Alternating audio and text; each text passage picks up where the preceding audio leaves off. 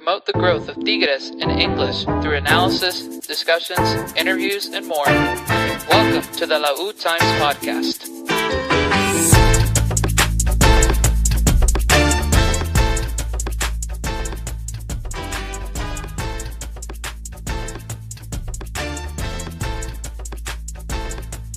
And we are back. Welcome back. It's the Lautimes podcast. I'm Dennis. I host the show tonight, at least anyway. Excuse me for my coughing in advance. This is the only podcast in the world talking about Tigres in English. And tonight, you gotta do what you gotta do. You gotta record in the car. So I'm currently not driving though. So before you come at me, I'm currently not driving. But glad to have you guys back. Thank you for joining us tonight here on this Tuesday in the second full week of January. I'm happy to be joined by two of my great friends, one up here in DFW and one down in the H. So please help me in welcoming my friends Edgar, aka Double L Nation, and the man himself. You know him as the pride of Corpus Christi, but he lives in Houston, Mr. AJ Pena. How are you boys? Doing good. AJ? Doing good. Cool. Let's talk about today's topics. Yeah, we got a lot to get to today with all the things we have going on with the team, as we know. My apologies for any technical difficulties that may happen as well with the mobile rig setup, as I like to call it, that we got to do tonight. But yeah, lots to get to tonight with the team, with the game on Sunday, with the upcoming games this week, lots of news and rumors and activity. We also got to talk about the stadium tonight because there's some stuff that just came out about the new stadium. So we'll get to all of that here as the hour-ish that we're on goes on. But if you're here live joining us, thank you for joining us. If you're on YouTube, don't forget to subscribe and share if you haven't already. And if you're on Twitter, give us a repost, retweet, like, all that good stuff. If you're listening on podcast later, thanks for being here, and subscribe if you haven't already. All right. Let's go ahead and talk about Sunday, which was the season opener for the men. Edgar, you've developed another great outline for us, and our most extensive piece of that outline is about Sunday's game. So why don't you read off what you prepared for us? Alrighty, let's get started. Luis versus Tigres recap. Plan Luis, baby! Los Incomparables are back for the 2026 season, and while many faces were left behind in 2025, some have seemingly emerged from the dead and helped the team kick off the season right forward. An alternate and surprising lineup had Marcelo Flores emerge as a hero, scoring 2 goals for the Tigres side. This lineup included Gacelo Lopez and Osvaldo Rodriguez, who were not familiar starting 11 faces. Final score of the night was San Luis 1 to Tigres. Yes, a very, I would say a very interesting, not result. Obviously, it's good to get a win, but the performance and the stars that showed up and the guys who picked up some of the slack in this early part of the season, specifically Flores. Let's talk about it. What do you think about? I'll try to get AJ back on here in a second, but what did you think about Sunday as a whole? So overall, it was a pretty good game. The red lights were going off in my head when I saw the lineup. It was something we have not seen. I don't think we saw anything close to that at all last season. So it was a bit concerning. I know we had a couple injuries, and I was expecting, not our complete starting 11, but overall, the performance was really good. I was genuinely surprised with what we saw from the Tigres side. Also, apologies in advance if, or not in advance, right now, if you have been hearing the intro of the show loop for the last couple of minutes. My computer's having issues. As I said, we're doing this mobile tonight, and this involves some technical difficulties sometimes. So I apologize because this was not supposed to happen, and we try to keep things professional around here, but sometimes Scrap just happened. So again, my apologies. Let me see if I can throw AJ back on here. AJ, are you there? Yeah, I'm here. Oh man, all right. What did you think about Sunday? Obviously the lineup different with Nico Ibanez and Marcelo Lopez and Osvaldo and Parra playing his last apparently 45 minutes for the team, as we'll talk about later, and some other shifts in the team and Gignac coming off the bench and providing a spark. Just tell me your overall thoughts about how things ended up, despite the fact that it was a very non-typical Tigres starting 11. Yeah, so uh, I had a few like alarms going off in my head when I saw the initial lineup.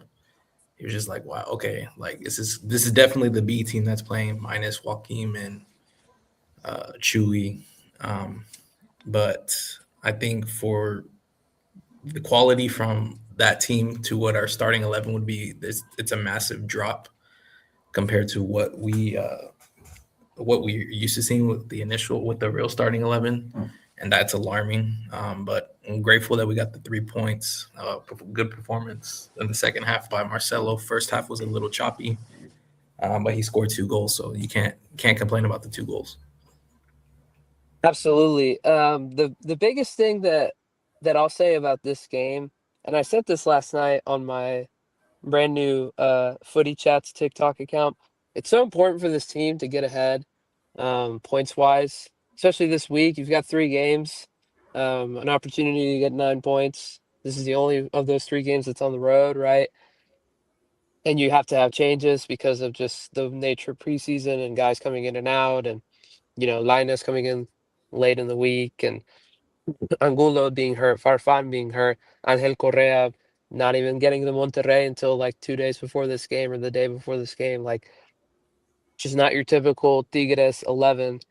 And to still get a result and to get a important 3 points at a place that at times over the last few years has provided some difficult circumstances, some difficult games, a San Luis team that sometimes in some seasons they turn up and some seasons they don't, and that caused us some trouble at various points of the game. I thought it was impressive to even get to that point. Um, so shout out to the team, shout out to Guido for a relatively solid game plan.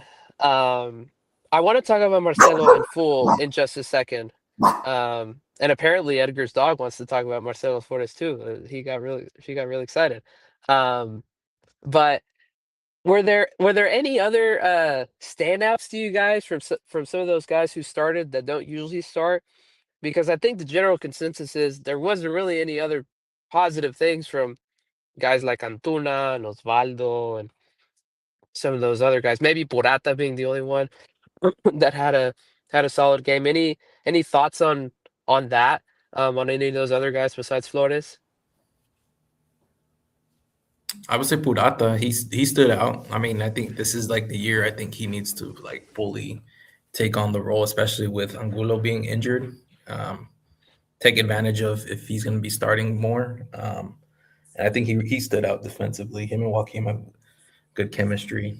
But other than that, it was everyone in the starting 11 besides Antuna and Marcelo. To me, there really wasn't anyone that stood out in that regard. When we made the subs, that's when you started seeing the team click more. But Right. this 11, there was really no standouts. Yeah, you got to say the moment Romulo came into the game, everything changed. Like everything felt so much more balanced and so much more refined, especially from the middle of the park. And I'm also curious to hear the thoughts of this guy who's now joining us on the show a lot earlier than I anticipated. Tigres English himself, live from Austin. Lou Pop in the house. How are you? What's up, guys? Great to see y'all. Glad to have you back, AJ, my how friend. you feeling, AJ? I'm all right. Bro, this dude catching strays. It's all love, man. It's all love. Y'all crack me up. Excuse me. Lou, we're talking about as you've been here in the last couple minutes, we're obviously talking about Sunday still. Your just kind of overview of the game. Let's not get too deep into Marcelo Flores yet. I kind of want to give him a few minutes on his own, but just overall thoughts on that performance on Sunday to get 3 points on the road to start the year. Honestly, they exceeded my expectations. Going into it, I thought this was a game that we could quite honestly lose or tie. I wasn't really expecting a win just because we're coming off of a very short off season. We going playing the final has its pros and cons. One of the cons is that you players get really banged up, and so a lot of our guys are hurt, still carrying some injuries from all the fatigue and the overplaying. So to be able to play an alternate squad like we did, and then be able to get the result, and I thought the result was really good to be able to score 2 goals in a game like that. I thought was excellent. Honestly, we got youth minutes, which is great, and we only allowed one shot on goal. I think that was the only disappointing thing the entire night for me, was that we're trending in the wrong direction as far as set piece defending is concerned. I'm Right. not happy with how it's been under Pizarro. I think that's something he's gonna need to fix, especially in the big games. But overall, man, if you would have told me before the game we were only gonna allow one shot on goal, I would have been super pleased. So, yeah, I think it's a good result. It gets us started off on the right foot, and we'll start getting into rhythm as the season gets going. All right, let's talk about Marcelo Flores. Obviously, the star of the game, a guy who there's a lot of chatter about him. There was a lot of chatter about him over the last few weeks of whether or not he was even going to be around. Is he going to get transferred to another team? The the prospect of him playing for the Canadian national team and all that that means for him, and what that means for the team, and just so many things, so much noise surrounding him. I thought it was interesting that after the game, Guido made a very clear point about him, saying that he's going to be an important factor this season, um, specifically with the aim of helping him hopefully make that Canada roster in the summer. Um, I thought that was interesting that he was so like specific about that after the game. Do you think that he means that? Do you think Guido really means that, and Marcelo's going to have a significant role to play within this team, or do you think that's just all talk at this point?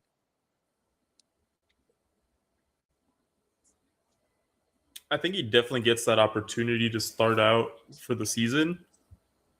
But, if he continues to go back to those mediocre, underwhelming performances that we were getting, it's not going to carry on. I feel like it might be a little bit of just talk, because he said something very similar about Nico Ibanez, Yeah, and you can't be trying to actively offload a player and at the same time saying he's a pivotal foundational piece of the squad. The right. two things do not mesh, right? If he is such a pivotal player, why are you trying to offload him? And I think it's no mystery, it's no secret that we've been trying to offload Nico Ibanez, and we've been trying to offload Marcelo Flores. So I think a little bit of that is just talk, and obviously a little bit of that is also knowing perhaps that we might not be able to offload these guys.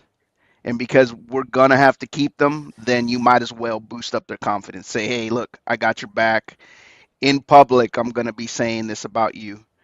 Step your game up. It's sort of like, setting the expectations for these players, and tell them I got your back, which I think Edgar hit the nail on the head. You have to perform on the pitch, and to me, that's a good start for Marcelo. I think he's confident. It's going to give him some confidence going into the next few games, and I think he's also trying to reach the World Cup, right? With that added motivation, I think it gives him another boost on the pitch to be able to maybe have better performances, and more consistent performances going forward. Yeah. Any any thoughts on either of his goals? That first one was quite good. It was such a rocket. The second one, I didn't think he was gonna get it. I thought he over dribbled for a second, and then he was somehow able to squeeze it by at such a tight angle, considering, how much space was covered by the defenders. I don't know which one I was more impressed by, but they were both really interesting goals with just how they went in. He definitely over dribbled, but I don't know if he had much of an option, to be honest. I Sure. feel like the defender was kind of well situated in front of him, wasn't giving him too much of an angle, and when he over dribbled, it actually opened up the far post for him. Right. And if you look at the replay from the other angle, it almost looks like he might have not struck it clean. I mean, I don't want to say he also like shanked it or anything, but I don't think it was as clean as he wanted it. And because he didn't hit it as clean, it was sort of just placed on that far end. So still a great goal. I think it was just overall that little heel pass by Gignac and then him Oh dribbling my into that gosh. spot to be able to get it. I thought it was just really nice. The whole play on that second goal, not just, I mean, Guignac's pass was freaking unbelievable, but Lainez to like send the ball in and to even like halfway make that play even happen was impressive by him as well. But Gignac, man, we don't have to talk about him as much as we always seem to do, but the guy's inevitable. He's the best player this league has ever seen, and at 40 freaking years old, he's still doing that. Come on, man. What a guy. And I feel like Gignac kind of has this big brother figure with him. And when they play together, I feel like Gignac tends to get the most out of Marcelo Flores. I don't know if you guys have noticed that, but I feel like Marcelo Flores plays better if Gignac's on the pitch with him. It's almost like he's getting that push from Gignac, like, hey, let's go, let's do it. And I think the two of them kind of have an understanding. So it's no coincidence, I think, that he played a little better because Gignac was playing alongside him for a good chunk of that game. Yeah, his best games have come with him sharing the field together. Um, I would be really interested to see at some point if Guido somehow is able to fit Marcelo Guignac, Correa, Lainez, and Bruneta all on at the same time, like from the start one game. I'd be very interested to see if that happens at any point. I mean, that seems obvious in some ways with how, Marcelo could essentially take over the spot that Osiel had last season. So we'll see what happens there, but that's a great night for him. Long may it continue. I cannot stress that enough. Long may it continue. If that guy is producing, that means we're in good shape, right? Like that means that we could potentially be in even better shape than last season because he was essentially a non-factor in a season where we were a penalty shootout away from winning a championship. So And long may it and continue.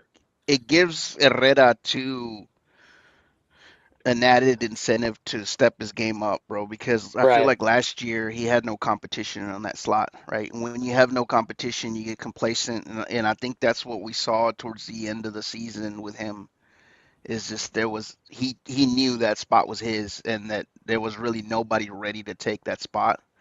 And if somehow we can get Flores to rise up and be that guy that we've always wanted him to be, then it would just make the squad a lot more competitive.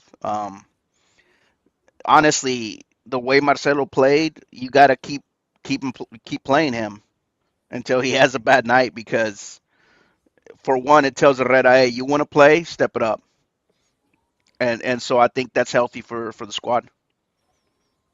In other words, que se pone las pilas, Oh Ociel. yeah, You know what I mean? Que se pone las pilas. So, also another added bit about Sunday's game. We're 135 minutes into the youth minutes for the season. That's a great start considering some of the previous totals we've had oh after yeah. the first couple games of the season since this stupid rule got implemented. So, kudos to Guido for getting on that early this season. The sooner we can get that out of the way, the better. So, we'll see what happens there. Obviously, the bummer of that whole situation is that one of the guys that could contribute a lot to that, Parra, is now gone now that he's been sold. But we'll get to him here in a little bit. Anything else about Sunday before we move on to this week?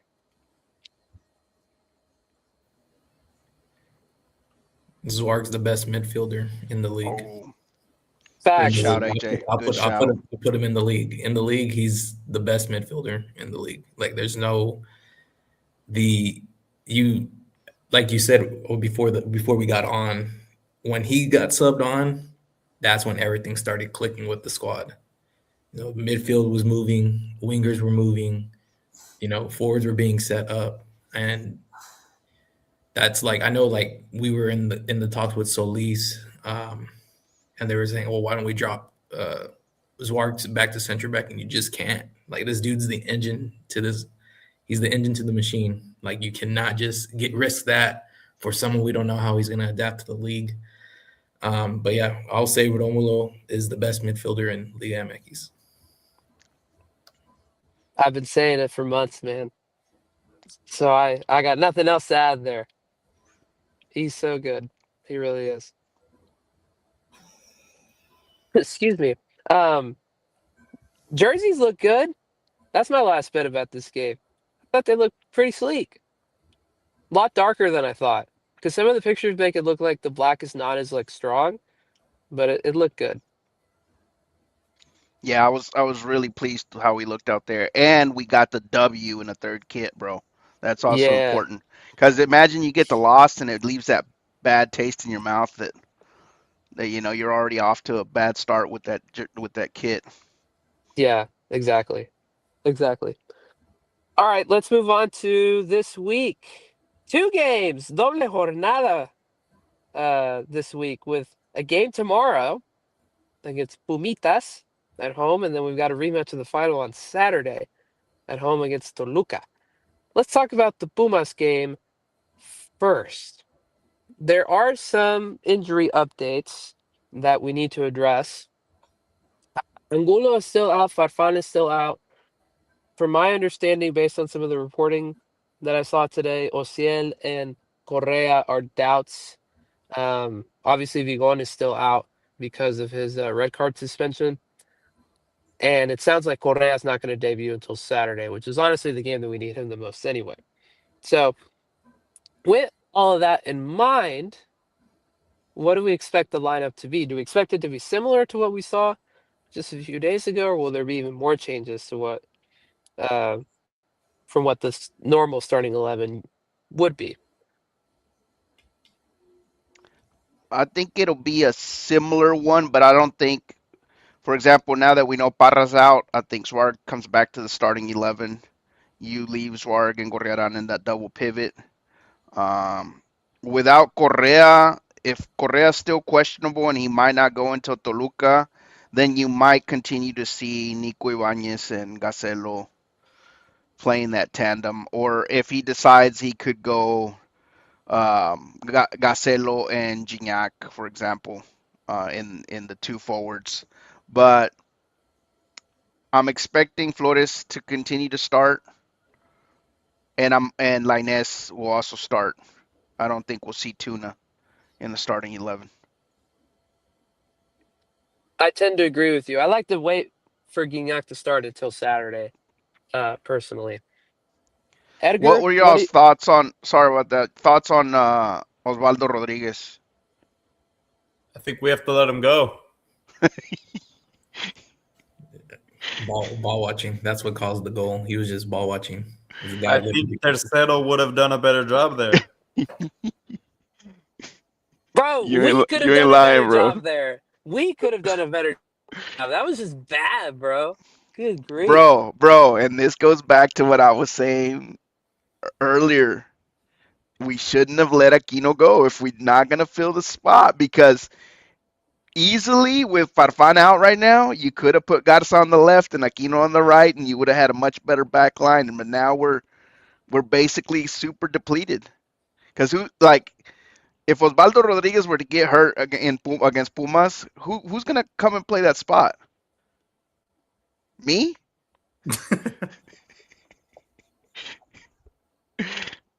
They're going to find a way to put Lainez at left back, dog. Oh, dude, let's not ever do that again, bro.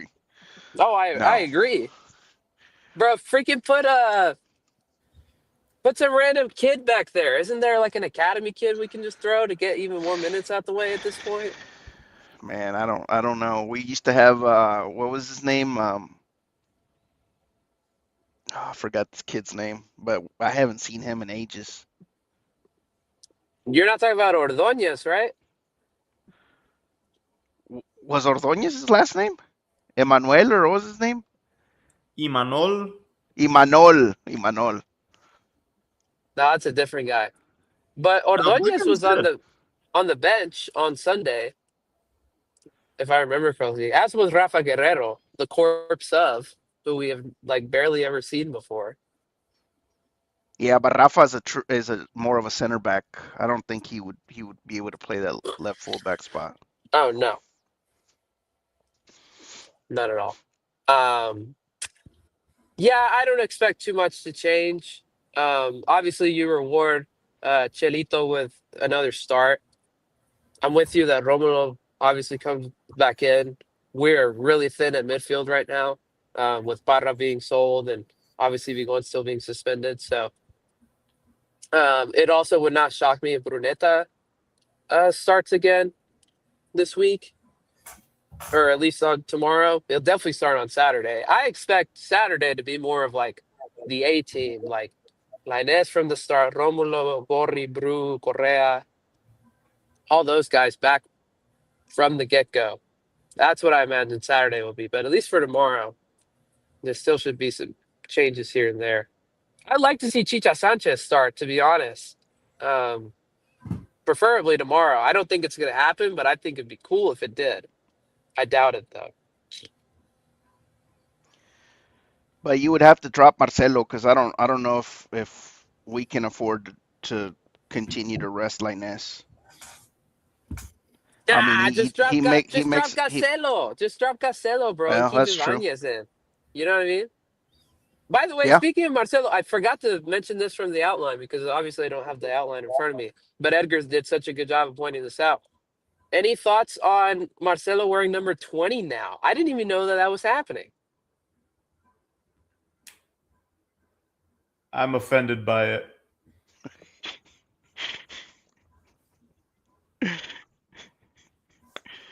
He had one good game, and he thinks he can wear number 20. Yeah. Yeah, bro. Yeah, man. I agree. It's tough, but I mean, he did good in his first game. Maybe the spirit of Aquino, of like prime Aquino, will live in him this season, and he'll score like lots of goals and contribute a lot. That'd be awesome. I Maybe don't know if something that's gonna rubbed happen. off. Maybe it's like a character out of a DC Comics or something. Yeah, dude. Maybe so. Bro, That Threedger just said that Aquino would cause a PK though. Man, Threedger. this dude. I mean, I don't. It's Why is sad he to bringing say up old stuff? he may not be wrong. To be honest with you, plus was Manoplas out in front in the penalty box like he always does. But hey, bro, El Soldado gets no slander on this show. Not anymore, at least. Especially with how they treated him on the way out. So we're not doing all that. Excuse me. Um, what do we think about the matchup tomorrow? Pumas has had a lot of changes. It feels like they just keep trying to find guys um, in order to make things work for their manager, Efrain Juarez. Even though I feel like he very much should be on the hot seat at this point, because like what does he actually do? You know what I mean? Um, as we know, based on history, this game always turns out to be a barn burner, especially when it's in Monterrey. So I expect there to be some goals, to be honest. Um, but what do we think about just how they're coming in, how we're coming in, and how that equates to what could happen tomorrow night in the stadium? I mean, I think easily it's a 2-0 win for Tigres without overcomplicating it too much. I think we have the advantage and the confidence from match day number 1. And we'll see how it goes. AJ? I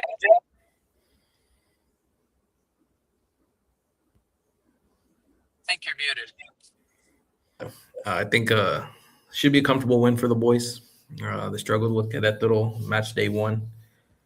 And we know Querétaro doesn't have the quality that we have. So yeah, I could see it being a 2-0 win.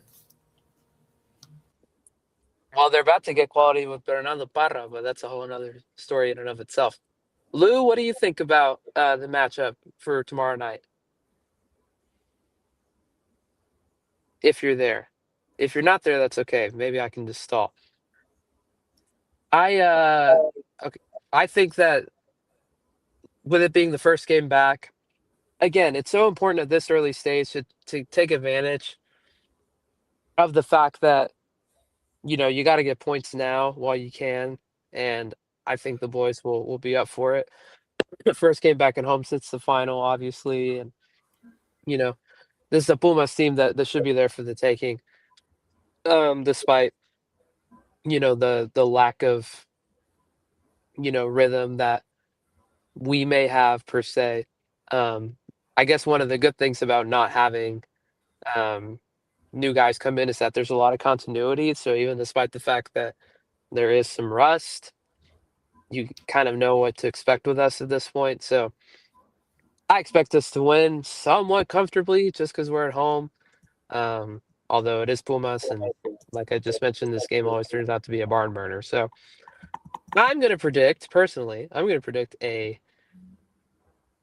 3-1 win. And I only say 3-1 because I think they'll nick one at the very end. That'll be super annoying.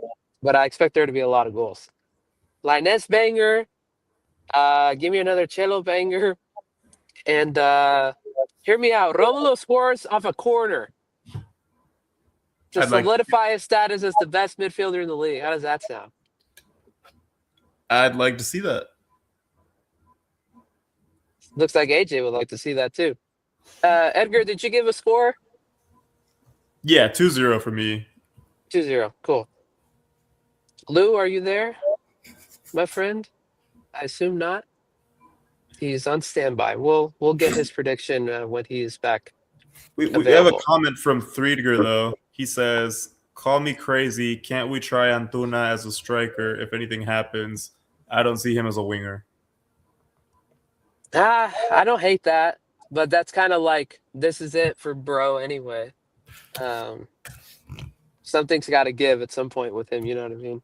So didn't we sub him on as a striker at one point, though? And didn't it not work? I think so. I can't remember if that was this past season or if this was a year ago when all the change was happening. Lou, are you back? It looks like you're back based off your microphone. I am back, baby. Sorry, Yes, I had to take a call. Okay. No, you're good. I was just asking the guys just overall thoughts on this matchup, how Pumas are looking, how we're looking, and give us a prediction and how you think this game turns out. Pumas is struggling, bro. I think this is a good opportunity for us to have like a statement game, come out and get a solid win, take advantage of the fact that they're just not doing too great. It's been pretty evident that they're gonna have a coaching situation pretty soon, and so I think we need to take advantage of this opportunity to be able to get 3 more points and kind of get a separation in the table. We talked about how important it is to stay at the top of the standings because, as we've seen, closing at home is very important. So to me, this is a really key game. These are the type of games we need to get, resounding W's, get those points. So I think it's a good opportunity for us. They obviously still have good players, but overall I think our squad's better, and we just need to come out and prove it. 100%. All right, real brief look ahead to Saturday. By the way, viewers and listeners, since both these games are at home, the usual TV spots will be available. Fox Deportes, Estrella, Telemundo, Universo, all those good spots. I also believe the Toluca game on Saturday will be on FS2 if you want to watch it in English. We do not have to scroll through Peacock and try and find Telemundo Ahorita or whatever the heck the little sub channel was for Sunday. Good grief, that was a whole trip. But yeah, so usual spots for the next couple games. But let's talk about Toluca. Toluca obviously just beat Rayados in Monterrey again. Well, they didn't beat them the last time they were there, but they beat them. They were in Monterrey last week. Excuse me. They played a lot of their reserves.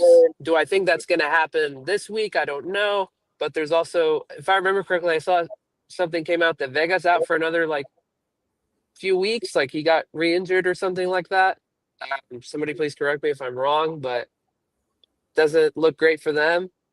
I do expect them to have a stronger lineup though against us, and it still should be a good game regardless of the circumstances.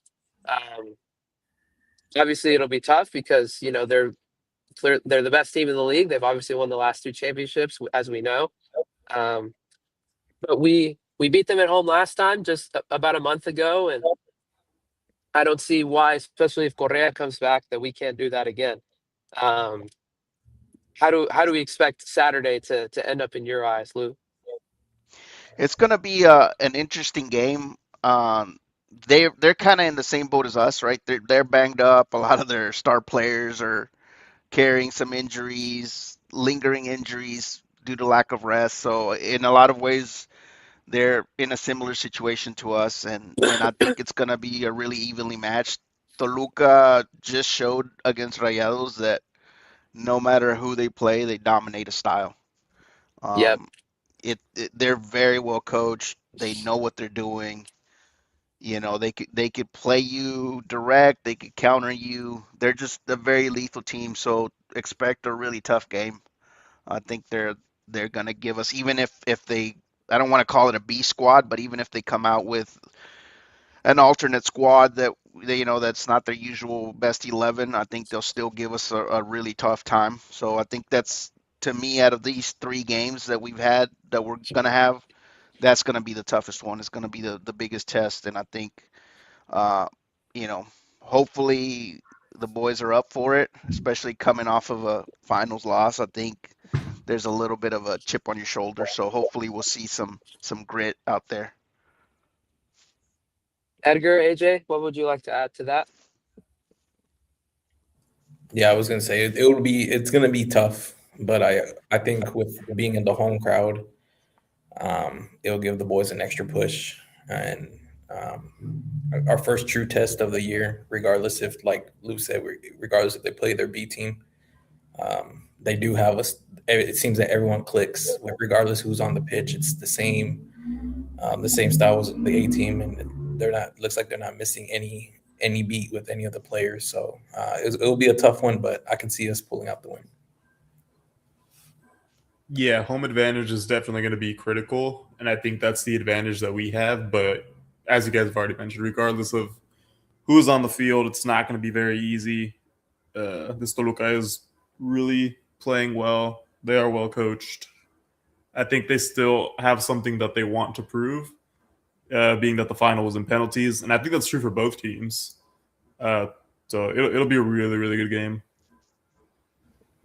Give me a 2-1 win. Gignac scores, Correa comes back with a goal. Or give me fireworks, bro. Give me 4-3, something crazy, man. Just back and forth. Yeah. Heavyweight type of fight. 5-1. I like where your head's at. 5.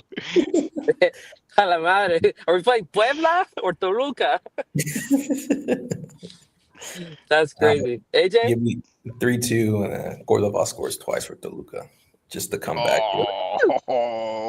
Plot twist. Comes back to Plot. El Volcan and makes his mark. Like, this is what you're missing out on. I could see that happening for some reason. Ay, Dios. Can we agree that Cordova will not get booed when he enters the Volcan? Yeah, he shouldn't. He shouldn't. Yeah, he shouldn't. He shouldn't. He literally. But there's like people saying he's a club legend, and he's not. You know what I mean? He's definitely not club legend. Like, no. Yeah, he has that status to where he shouldn't get booed, but he's not a club legend. Like, he still has that respect from the fan base. Yeah, I mean, if anybody's booing the guy that single-handedly won us.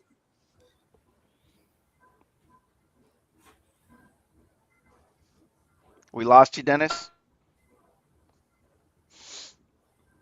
Yeah, I think we did.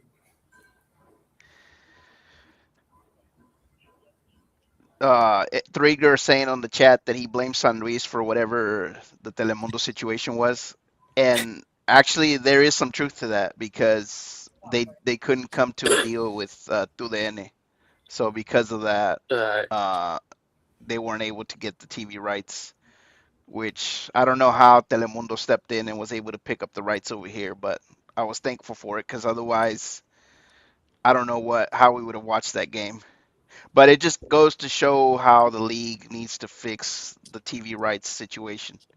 I mean, you Facts. don't have those sort of issues with MLS. Sorry, Dennis, you Yep. cut off, bro. What were you saying? No, you're good. It popped up that I was going through a bad service spot. Um, I don't even remember what I was saying, to be honest with you. But I agree with you on the point about the TV rights. Like, good grief! Like, can we just get that together? Can we just all go to Apple at this point or Paramount? Like, it's not that hard, guys. Amazon Prime, something. Something, man. Just needs to be unified. Yep. Please make that happen sooner than later. Um, okay. Oh, I was saying about Cordova. I was just saying that you're right. Like, is he a club legend? No, but he also literally won us number 8. If anybody's booing him, they're stupid, right? Like, we do not have that championship without his effort. And even though things ended not the way that I don't think any of us would have wanted, at least for his career, um, with Tigres, he should always be forever respected and adored because of that reality. So, although I will say, I read an ESPN article today, their yearly like Liga MX season preview article, and they were talking about how Cordova is a blockbuster signing for Toluca. Have they seen Sebastian Cordova play over the last couple of years? I don't think he's necessarily playing up to blockbuster level.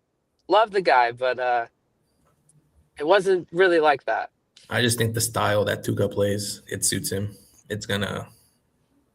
I don't know. That's the one team I didn't want him to go to, is because I think Tuca he'll bring him out. He'll get him confident, and the league's gonna pay. But it was kind of similar to like Alexis Vega when he left Chivas to Toluca. Like they didn't know what Alexis Vega are we getting, and then now look at him. He's like one of the best in the league. So I think Cordova could have that impact. His career could be impacted like that at Toluca. Yeah, and as dynamic as that midfield is, I think it just suits him. I mean, to play with Marcel Ruiz doing a lot of the dirty work, Alexis Vega, the way Paulinho moves on the pitch. I just think I'm with you, AJ. I think Mohamed's gonna get the best out of him. I think I said it on the group chat at one point, like he's gonna turn into a beast, and I got booed out of the chat, but I do have that pending worry, bro. Especially if in Liguilla he turns into a monster, that we might end up paying for that. We'll see.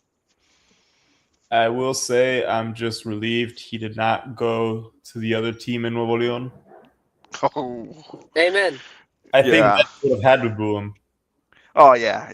At that point, I think the bridge is burned. For sure, yeah.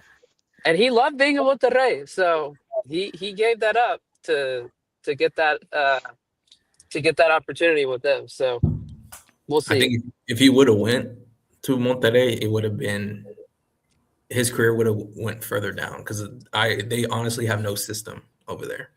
Yeah, like, they have nothing. Oh yeah, bro. They have no identity. It's just, hey, we're just gonna play an 11, and we'll see what happens. Like, they have no fluid with the manager yet, and I don't know. But him at Toluca is deadly for sure. Yeah, for sure. Okay, Edgar, remind me. Next up on the outline is transfer stuff, right?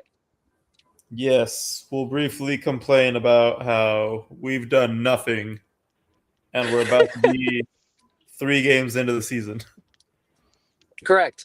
Okay, So here's the thing that everybody needs to catch up on. The Solis deal fell through because Birmingham City, of all teams, is a more appealing project. Again, the Tom Brady effect, as I told you guys the other day. And the Richard Sanchez deal isn't going to happen because he's going to go play in Paraguay.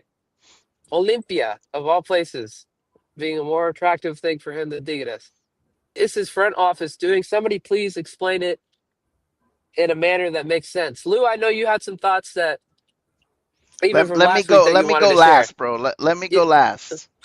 Yeah, okay, we'll let you cook here in a second. But AJ, Edgar, thoughts on these failed situations and even to some extent losing another person on the squad with Parra being sold to Querétaro, even though thankfully there is a buyback clause for him, even though it's a $2 million deal.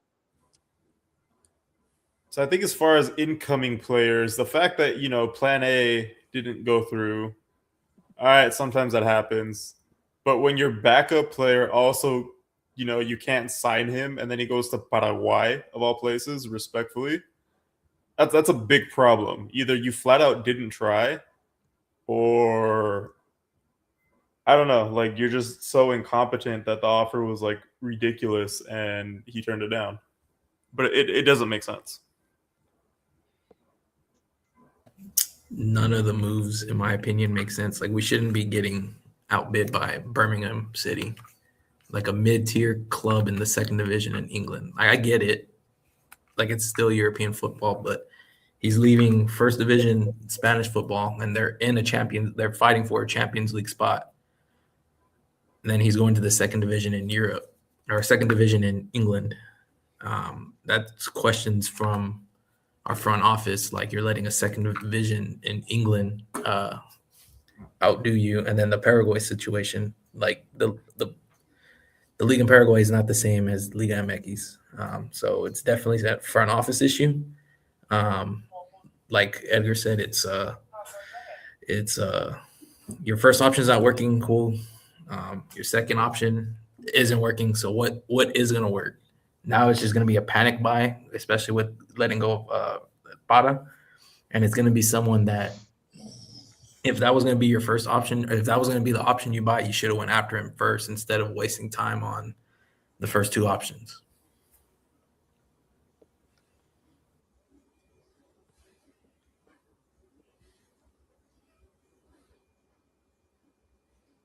Dennis is so mad we scared him off. Well, here's what I got to say, and hear me out. I think for the first time in a long time, I think this front office is heading in the right direction. And here's why I think we're finally heading in the right direction. We finally have a project with a coach that we're actually going to keep.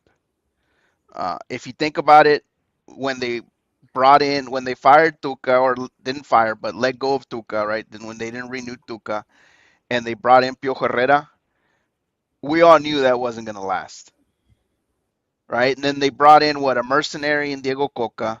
We knew that wasn't going to last. They ruined it with, unfortunately, Chima was only going to be a transition. And then they ruined it with Siboldi. And Pauno, we knew was going to be a dumpster fire. So, yeah, like there's been a ton of bad decisions, but they finally landed on the right manager, which is one of the most important things. Like, what made us successful back in 2011 was that we had a stable coach, right? There was a front office that backed up Tuca Ferretti, and then we knew we were going to let him stay, and so we gave him the pieces that he needed.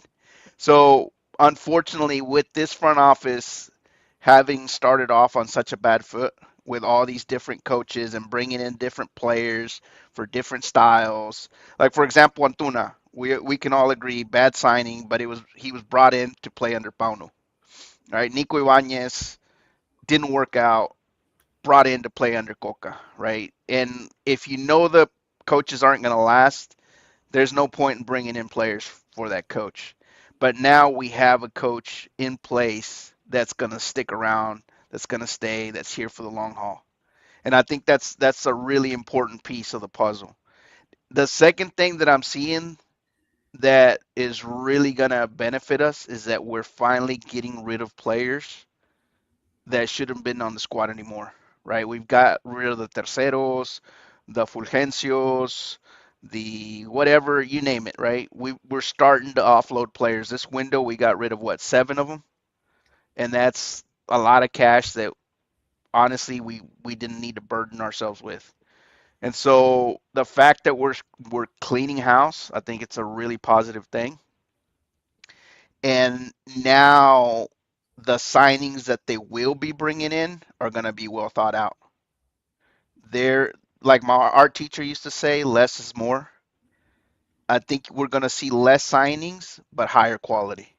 Like, look at the last window. Really, the only big name signing was Angel Correa, but the impact that he made was tremendous. So I think because we're thinking it through a lot better for this new system under Pizarro, yeah, we're going to have less signings, but I think it's going to be higher quality. And so that to me tells me that at least we're heading in the right direction.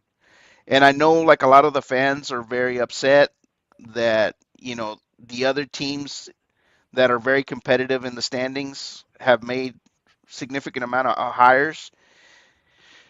It doesn't necessarily translate into success. Like look at Cruz Azul. Yeah, they made some big signings. However, their coaching situation is unstable right now. Right? You could potentially see a coaching change with that team. So for us to be able to have that stability with our manager, I think it's gonna help us bring in the right type of players. I think we're done bringing in guys that are happy riding the bench. We're done bringing in guys that are bench players, but they're perfectly content with being bench players, like Tercero, for example. I think we're past that stage, which is good. So to me, I see that as a positive. I think we're finally correcting the course of the ship, and this window's still open until February 9th. So I haven't lost hope that even if we get one, maybe 2 pieces with the quality that we have now, and as competitive as the squad is right now, adding one really good piece, I think would just shoot us up. So that's why I'm kind of hopeful and positive right now. All right, my boy. I didn't expect you to cook like that. But hey, I get where you're coming from, and you lay out a very good case. Um, that's what this team needs to be. It kind of needs to be like you're kind of laying out the argument that it needs to be kind of more like some of the elite teams like in Europe, right? Where you've got too deep in every position, and it's Yeah. not too deep of like, oh, the starters play and the bench guys kind of can play if need be. It's like, no, the number two guys are also really good, right? I think that's kind of where we should be headed. Um, in our context, and hopefully that can lead to more success because you're right, like the Pizarro project is a good project. Obviously we have the evidence for it based on just last season alone, and he deserves to have the time and the backing from the front office in order to make that happen. So that's a good point, my friend. um Hopefully this means we get some absolute superstars after the World Cup, to be honest. So that'd be great. I got to give the front office credit for Parra, to be honest. 2 million was not what I was expecting that transfer fee to be, but kudos. That's a good deal, and you get a buyback clause, so you can bring him back at some point. That's a good deal, I think, for all parties. And if you guys remember, I asked Bello how many bombas there would be, the over under on it, and he's like clearly like under. He went under on it, which leads me to believe that you're right, Dennis. Like I don't think we're gonna see any huge waves in this window, but possibly in the summer is when we make the big push. So, I think we just need to stay the course and not panic as fans. For me, though, it's a little difficult to stay calm when we have Conca this season. And we granted, we got rid of like 6 crappy players and 1 pretty solid bench player. So I think we still need a little bit more firepower. Yeah. Definitely need more depth, in my opinion, because you can't run Romulo every game, and all that. Like I knew coming into the winter, it wasn't going to be like a star like Angel Correa. It wasn't going to be a big signing like that. I was hoping we would get pieces for depth, like guys that you can plug in, and they'll still contribute to the team. Kind of like where if someone got hurt, he can still play with the first team, and it wouldn't be like a drop in quality, or like a bad drop in quality.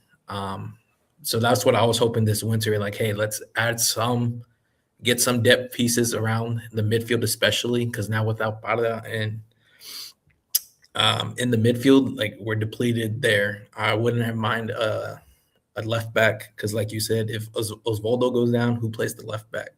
So those are just like, in my opinion, the winter was just get depth pieces rather than like the big expensive signings. Yeah, for sure. There's still a need for, another good midfielder and a left winger and probably a center back. If you can get one of those, especially left wing. Well, I don't know. Maybe they think Marcelo Flores is the solution to that this season, but at some point, you got to address all 3 of those positions, and then eventually a striker as well.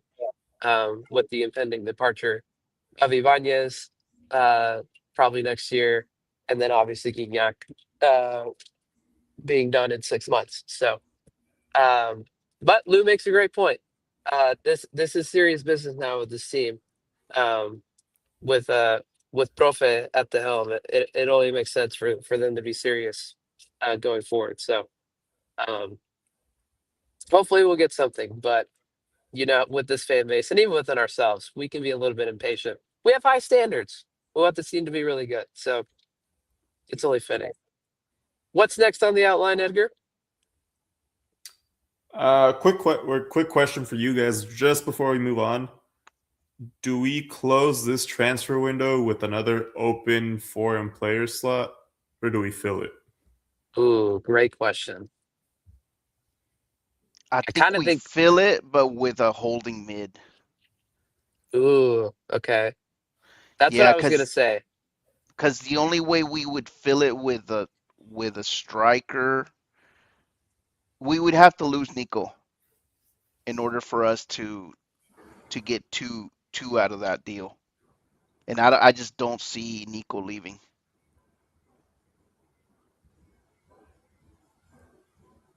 Yeah, I agree. AJ? I agree. Definitely a holding midfielder for the foreign spot this window if you're going to fill it. Definitely has to be. Plus, I think depending when we get him, if we say we get him near the end of the window, we don't know how a forward would adapt compared to a defensive mid. I think it's easier to adapt to a new league. So, yeah, definitely if you're going to fill with the foreign spot, defensive mid. So I take it that none of us want our team to spend the money that Cruz Azul is about to spend on for Chucky Lozano. Is that what I'm hearing correctly? Oh yeah, he's not worth it. He's not worth the headache, in my opinion. He's a guy that he's had issues with a lot of clubs. It's not a San Diego issue only. He had issues at Napoli. He's had issues with coaches before. I just don't see us biting on a player like this, especially with us having a young coach to bring in a guy who's very defiant at that price point. I mean, if he was on the cheap, I think you take the risk, and if he doesn't pan out, you send him to go play with the under 21s. But at that price point, you just can't go for it. Yeah, I was with it for like 20 minutes, and then once all the numbers started coming out, it's like, no thanks, I'm good. We already pay Uriel Antuna like the 5th highest wages on this team. I don't think we want Lozano to be paid at that wage structure or even higher. So no yeah, thanks. And if you wanted somebody like that and like you felt like you needed them, then you go after Idrisi through a trade or something. because Idrisi kind of gives you almost the exact same thing that Chucky Lozano would give you, and obviously you also get the headaches. So you get the whole package, but at least it would be cheaper, and you could work in a trade with that. Right, exactly. All right, what's next, Edgar? Up next, real quick, Amazonas preview. They play Leon, I believe Friday. Yeah, Friday night on the road, right? Sounds right. I that was kind of weird for them to have like a random 2 week break after the first game. I don't really understand why that happened. Is there a reason why there was that random break? The the second game got rescheduled, but I'm not sure if it was because of us or because of the team we were Oh, playing. I right. think it might have been something to do with Puebla, but I'm not exactly sure what Puebla was dealing with. I don't know if it was a stadium issue or what, but I it got rescheduled because of it. Something I That's think Puebla related. yeah, gotcha. That makes sense. Super important Um, team they're playing. yeah, yeah, exactly. I it sounds like a lot of the girls are back now. I think we're only missing Anika's still out, right? Um, Yes. is Thembi Mari back in Carmen training? Reyes. Yeah, haven't seen her in training. Uh, Nacimiento debut perhaps on Friday. Looks like we're heading Oh, towards that. I sure hope so, man. Hopefully. Can't wait to see her. I think she's gonna be really important. Yeah, yeah. I'm excited for that addition. I mean, we've been talking about it for months now, but she's going to be awesome. I expect a good win. Um, I know it's on the road and it's a Friday night, and you had this weird little bump of extra days, but with the way that Ordonez is playing right now in this early part of the season, that's a game you should win by a couple goals, in my opinion. Yeah, definitely. I mean, just the squad is just we're miles ahead. I mean, no disrespect to them, but just the talent on our squad is tremendous, and I think even a team like Leon, obviously they come out, they bunker down, they get physical, they try to slow you down, but it only works for so long, and then once the floodgates open, it's tough to contain us. So I think it's one that we probably win comfortably, but don't expect any early scoring because I think they will play us very physical, and you'll expect a lot of fouls early on, especially if the ref lets it go. Yeah, Right, absolutely. exactly. Um, okay, did we find any from the vault moments? I know we had that section in the outline, but I don't remember seeing anything there. Edgar? I did not find anything for our From the Vault section, but we can fill it with the stadium news that came out today. That's right. We can fill it with that. So that just came out over the last couple of hours. The reporting is that apparently the the target year for the new Tigres Stadium is going to be in 2031. And I think the most interesting detail about that is that they want to model the stadium after the Tottenham Hotspur Stadium. That's really interesting to me. I hope it's as big as the Tottenham Hotspur Stadium. That'd be awesome. Um, and if that's the case, then that means the fans are going to be super close to the field because the way that Tottenham designed their stadium, especially like behind the goals, they're real up against that the sidelines on both ends, especially on the right hand side if you're looking at the camera like a normal game. Thoughts? Is that a good like model to base it out of? And is 2031 actually a realistic day, or is that maybe aiming too high? Well, as far as the structure and layout of the stadium, I would love to see that. I think when you can make the fans feel closer to the pitch, I think it's important. I think with our fans, it makes a huge difference during games to be able to exert that pressure. But as far as the stadium's concerned, I'm not gonna get my hopes up until I see it. I have been lied to and deceived one too many times regarding this stadium, bro.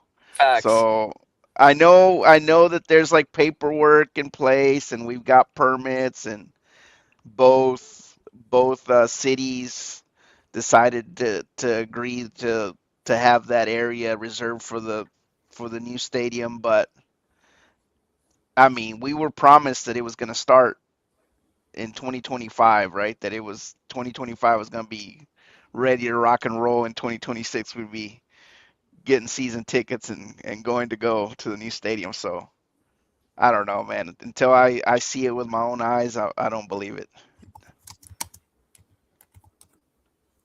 Yeah, I remember the groundbreaking announcements from like Samuel. 2023. Tesla was going to be the sponsor of the stadium. No mames, way. Bro, did they ever build that factory down there? No shot, right? No, Nope. bro, that was all lies too. Just like the Holanda plane, the Holland plane over there too was lies too. Hey, but As they're still it turns out that in our culture we exaggerate too much and we tell a few tall tales, bro. Who would have known? how could that possibly happen? Um, that's funny. Hey, but as Alfred said to us the other day, there's still the chance that the Ukrainians are going to come to Monterrey for the World Cup. So, you know. That's all I got to say. Yeah, yeah. Um, I'm with you, Lou. Until not even when they break ground on it, until they build that sucker up, I don't believe that stadium's going to actually be a thing, bro. To me, Because it's a wasn't there supposed to be a brand new state of the art practice facility as well that was supposed to be done right around this time? probably, if I had to And I guess. have not seen anything being put up, bro. Oh, of So I course mean, not. if you can't get the state of the art practice facility done, when are you gonna do the multi-million-dollar stadium? That's true Yeah. because I vaguely remember, and this was all over the press over there. There were, you know, the lovely press was, roasting us because we bought some children's practice fields, and we were going to put our own facility there. And You yeah, I never never know, heard. Yeah, bro. bro. Just yeah. We we've been fed misinformation. I'm gonna go From ahead. I'm not a fan of the if they're gonna. I just don't like new stadiums. Like even like in Europe, like they have no identity. They all look similar. Like I want it to look different. If they're gonna like, I don't want them to model it after another stadium. I want it to be different and unique. You know, because I think too many stadiums they're looking very similar. Like the Camp Nou it's a lot of stadiums are trying to model the Camp Nou and all that stuff. So I just wanted something unique, something different, something that has our own identity on it. But like Lou said, if I'm not gonna believe it until I see at least one pillar up for the stadium, something, give me something. long live El Volcan, bro. Yeah, I'm That not in a stadium hurry, is bro. eternal. Honestly, Yeah. I'm not in a big hurry. Like I know a lot of fans want to take jabs at us, like, oh, where's the new stadium at? And hey, how's it coming along? That kind of thing. But honestly, bro, it doesn't bother me. Like I'm happy with our home right now. There's a ton of memories there. And if we continue to be there, I'm not mad, bro. I don't need the new stadium. It's like AJ said, a lot of these new stadiums don't have personality, and ours does, bro. Ours has a ton of charisma and personality and memories and history. So I think that's important to preserve. Yeah. Absolutely. Even if the bathrooms still need plenty of fixing, the Yeah, yeah, memories are Dennis, eternal. bro. Man, Hey, tú continue to give sabías us a que lo bad ibas a rep. decir. Tú sabías que lo iba a decir, güey. Like, come on now. You know it's true. Everybody We're knows it's gonna true. we're gonna create a special bathroom just for Dennis, bro. Only he can use it. No, It's no, like a bro, key not for fob that he can. No, bro, not for me. Get it from my tia, because she's the one that actually complains about it. I just make fun of her for complaining about it. I don't want anything to do with that. I'll suffer like the rest of us. Just as long as you got Chicharrones Mendez, bro. I'm good. Some, you're a champion of the people, Dennis. That's right. That's right. I Hey, try to be. vault moment, bro. All right, bet. What you Do got? you know which team we beat for the first time when we first came to First Division in 1974? Our first win in First Oh, Division? oh, I do not know the answer to this. Is it Pumas? Yes, sir. It's the team we're playing. Ah, Nice. that feels very fitting, to be Shout out honest. to Alberto Sandoval for posting that. Nice. That's Nice. cool. That's a fun fact that I literally would not have known otherwise. 2-0 win. So hopefully we make it 2-0 again. You want to say the year again?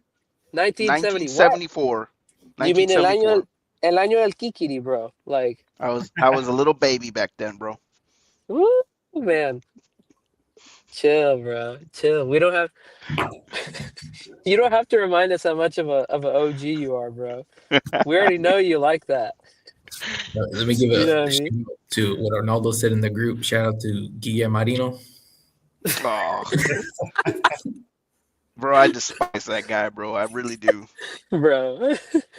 Uh Speaking of from the vault, AJ's kit is from the vault that he just got the other day. You want to tell the viewing audience your new threads that you picked up the other day?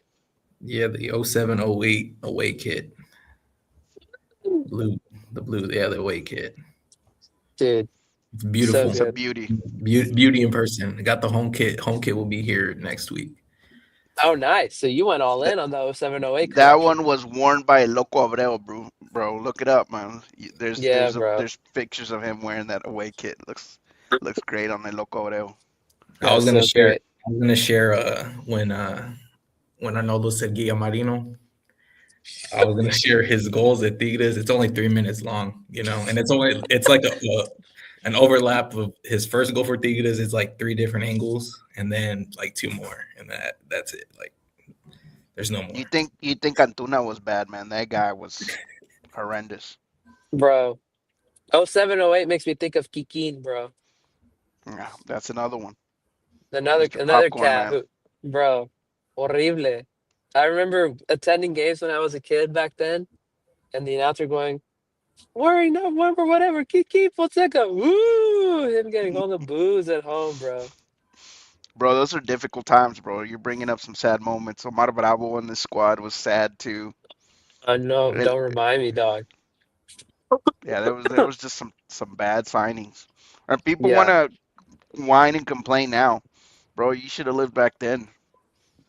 We're yeah, walking to school 40 miles uphill in the snow.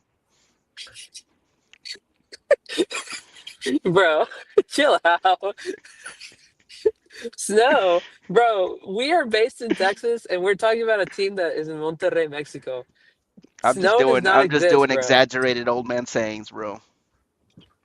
You might as well have said back in Nam before you started all of that. That's how you should have started this whole phrase. Oh my word. Oh man, this is great. Anything else, guys, before we wrap it up? I think that's it. Excellent. Excellent, excellent, excellent. Um, well, this was fun. It's good to have everybody somewhat back here on the show. Listeners, viewers, thank you for joining us. I did not see the numbers tonight, but I'm sure we had a decent amount. If you commented besides Streaker, thank you for commenting as well. I'm sorry for not showing those on the screen. Again, mobile rig requires a different situation. Hopefully next week I will be back to my regular posts and we will actually be able to run the show professionally, unlike the last couple of weeks with my errors. Um, we'll be back next week. Maybe depending on how these games go, we may do a post game. Depending on what happens, I would be up for one probably on Saturday. Depending on if we are able to beat Old Toluca. But if not, then so be it. But we'll definitely be back next week once once we are back in full swing, and we'll have a little bit of a break next week with the men's team, considering the random break uh, with the international squad, with the L3 going on their random 2-week January camp, which to me doesn't make any sense. But yeah, me too, Lou. Um, but yeah, that's all for us tonight. If, like I said, if you like what you heard, thank you for being here. Subscribe, follow, share. Um, help us out with all of that. Goes greatly a long way. And by the way, real quick, I gotta say, the broadcast with Bayo has gotten so many views and a lot of great feedback. So thank you for even still watching that and tuning into that. That has been a really well received episode of the show. So thank you for all the love on that. We got some new subscribers on YouTube because of that. We got some hate comments from some America fans. Um, we love to see it. We love hate, bro. It just boosts our engagement and gets more people to see the show. So we'll take it. It's what fuels Arnoldo, bro. Hate. Yeah, bro. That guy thrives off of uh getting trash talked. You know what I mean? Every time you send a hateful message, just know that Arnoldo grows bigger and bigger. So thank you on behalf of Arnoldo Lozano. Hey, hey, you, you be careful saying that, big dog, because that could get taken out Hey, of context, I don't care, bro, because I don't read anything, so I'm all good, bro. bro. You're crazy. You are wild for that. Oh my goodness. Oh man. All right. Well, let's get out of here. Again, thanks for being here. Thanks for supporting us. We'll be back next week. Tell your friends about the show, and if you want to join the show in any way, shape, or form, let us know. We'd love to get more people involved, especially with this year, with some of the things that we've been talking about, some of the content we want to try and do with World Cup and just Diggers in general. If you want to help us out, please let us know. You can contact us on Twitter, or message us on Instagram or TikTok or whatever. Whatever you can do to contact us or email us. We have a link tree, all that good stuff. So until next time, have a great week. Arriba la U. Don't forget to tune in to watch the games tomorrow on Saturday. And fellas, thank you for joining me. I'm now going to attempt to pull my laptop out and actually end this stream. So if we get a minute lag of this stream actually ending, so be it. Again, this is the mobile rig for tonight. But fellas, again, I appreciate y'all, and we'll see you guys next week. Peace.